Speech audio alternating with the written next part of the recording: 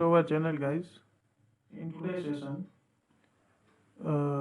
we learn about the difference between power and distribution transformer. तो आज का जो हमारा लेक्चर है वो इन दोनों के बीच में जो डिफरेंस क्या पावर ट्रांसफार्मर और डिस्ट्रीब्यूशन ट्रांसफार्मर में वो हम देखेंगे। तो आपको ये फिगर देख के समझ आ गएगा। जो पहला टॉपिक है वो तो आप ऐसे भी लिख सकते हो, अ साइज पावर ट्रांसफार्मर की ज़्यादा होती है और जो डिस्ट्रीब्यूशन ट्रांसफार्मर होता है उसकी साइज पावर ट्रांसफार्मर की कंपेयर में स्मॉल होती है। ठीक है, वो बिगर होता है पावर ट्रांसफार्मर और ये स्मॉलर होता है। नेक्स्ट हम देखेंगे वोल्टेज रेटिंग। तो जो पावर ट्रांसफार्मर होता है वो अबव 330 केवी के अबव आता है और जो डिस्ट्रीब्यूशन ट्रांसफार्मर है उसकी जो वोल्टेज रेटिंग है वो बिलो होती है 330 केवी के। ठीक है, ऑपरेशन। जो पावर ट्रांसफार्मर होता है वो हम देखते हैं कि हम ज्यादातर जनरेटिंग स्टेशन से लेके जो सब स्टेशन होता है वहां पे हम यूज करते हैं। तो उसमें दो दो ऑपरेशन होंगे, एक स्टेप अप होगा और एक स्टेप डाउन होगा। यहाँ थोड़ी पे लिखने में मिस्टेक है लेकिन आप समझ लेना, स्टेप अप होता है और एक स्टेप डाउन होता है। इसमें पावर ट्रांसफार्मर में दो ऑपरेशन होते हैं और डिस्ट्रीब्यूशन ट्रांसफार्मर में सिर्फ स्टेप डाउन होता है, क्योंकि वहाँ जब सब स्टेशन से हम जो लाइन लेते हैं वो डायरेक्ट हम जो पोल होता है वहां से हम अपने घर में सप्लाई लेते हैं, तो वो सिर्फ स्टेप डाउन होगा। ठीक है, वहां पे जो वोल्टेज आता होगा उसे हम कम कम करके हमारे जो होम है और जो सोसाइटी है वहाँ पे उपयोग करते हैं। ठीक है, यूज करते हैं। अब नेक्स्ट आता है टेप चेंजर। तो जो पावर ट्रांसफार्मर होता है उसमें लोड के वेरिएशन की कोई भी जरूरत नहीं होती, तो वो फिक्स्ड होता है, तो उसमें हम टेप चेंजर का उपयोग नहीं करते।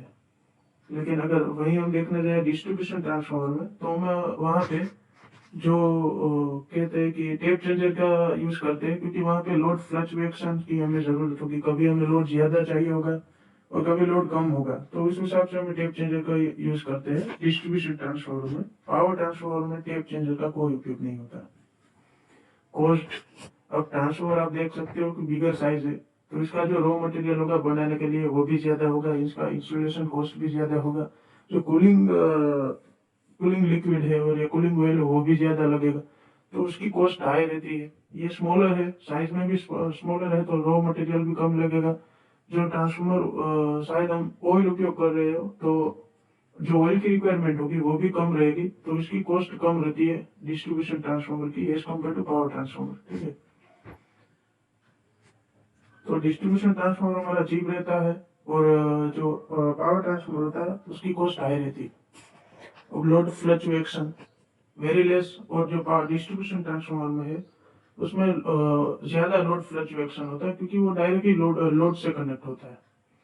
और जो पावर ट्रांसफार्मर है तो वो डायरेक्टली लोड से कनेक्ट नहीं होता। ठीक है, तो इसके कारण वहाँ लोड फ्लक्चुएशन कम होता है। अब लॉसेस लॉसेस दोनों में सेम रहेंगे, कॉपर लॉस और आयरन लॉस दोनों में आएंगे। ठीक है, लेकिन जो फिक्स्ड लॉसेस है जो आप देख सकते हो कि आयरन लॉस होता है ना, वो लोड पे डिपेंड नहीं करता, तो वो फिक्स्ड होता है। तो जो डिस्ट्रीब्यूशन ट्रांसफार्मर होता है उसमें आयरन लॉस फिक्स्ड होता है, कॉपर लॉस वेरी करता है वोल्टेज रेटिंग और उसके ऑपरेशन के बेस पे। जो कॉपर लॉस होता है वो वेरी करता है। लेकिन पावर ट्रांसफार्मर में बहुत सेम रहते हैं, फिक्स्ड रहते हैं आयरन और कॉपर लॉस, क्योंकि उसमें वोल्टेज रेटिंग सेम रहती है, वो चेंज नहीं होती। लेकिन यहाँ पे हम चेंज करते हैं एज रिक्वायरमेंट टू लोड। ठीक है, तो वहाँ पे कॉपर लॉस वेरी होगा, फिक्स नहीं रहेगा, आयरन लॉस फिक्स रहेगा।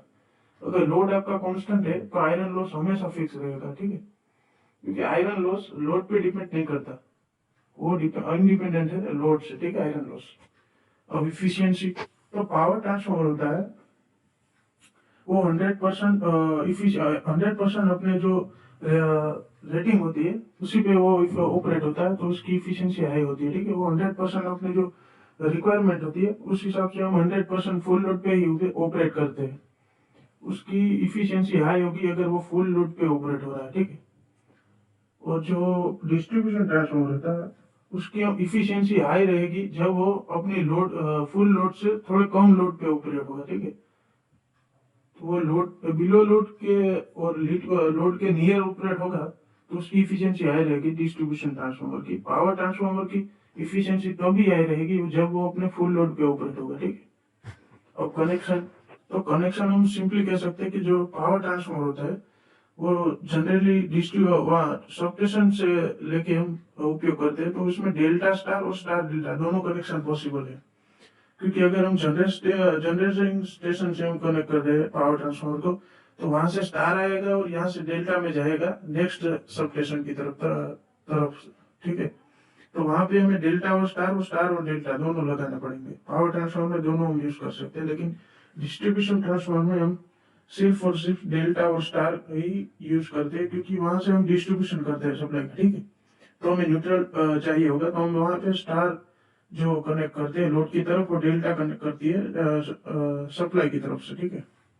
अब एप्लीकेशन, जो पावर ट्रांसफार्मर होता है हम जानते हैं कि वो ट्रांसमिशन और रिसीविंग दोनों के लिए यूज करता है, लेकिन जो डिस्ट्रीब्यूशन ट्रांसफार्मर होता है वो सिर्फ डिस्ट्रीब्यूशन के लिए यूज होता है। ऐसा आप उसके नेम पर भी समझ सकते हो कि वो डिस्ट्रीब्यूशन है, तो वो डिस्ट्रीब्यूशन एप्लीकेशन के लिए यूज होता है।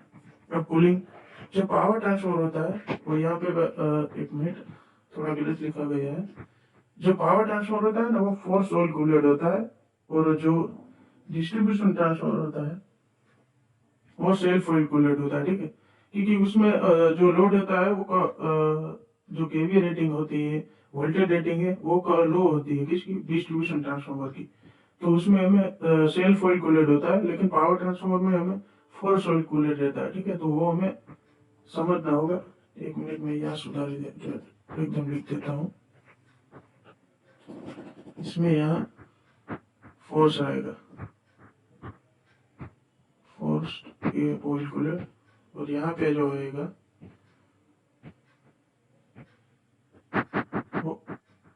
वो सेल्फ आएगा, ठीक है। तो ये मेरी तरफ से थोड़ी मिस्टेक हो गई थी लिखने में, लेकिन अब ठीक है।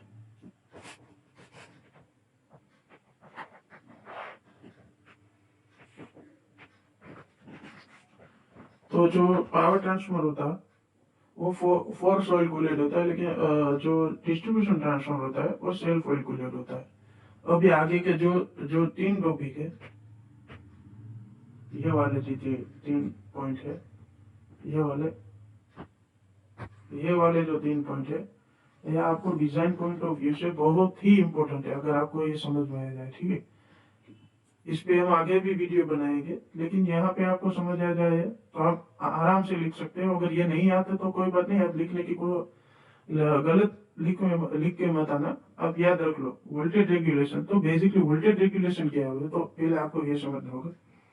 जब ट्रांसफार्मर नो लोड पे कनेक्ट होता है और उसके सबका जो नो लोड करंट होगा लोड की साइड, सेकेंडरी साइड पे, वो वेरी करेगा। अगर हम लोड कनेक्ट करते हैं, सपोज वहां पे वीपी है, जो सेकेंडरी साइड है वहां पे वीपी है, ठीक है, करंट नो लोड पे। अगर हम लोड पे लगाएंगे ट्रांसफार्मर, तो उसका जो करंट होगा, जो आउटपुट होगा सेकेंडरी साइड पे, वो वेरी करेगा, ठीक है।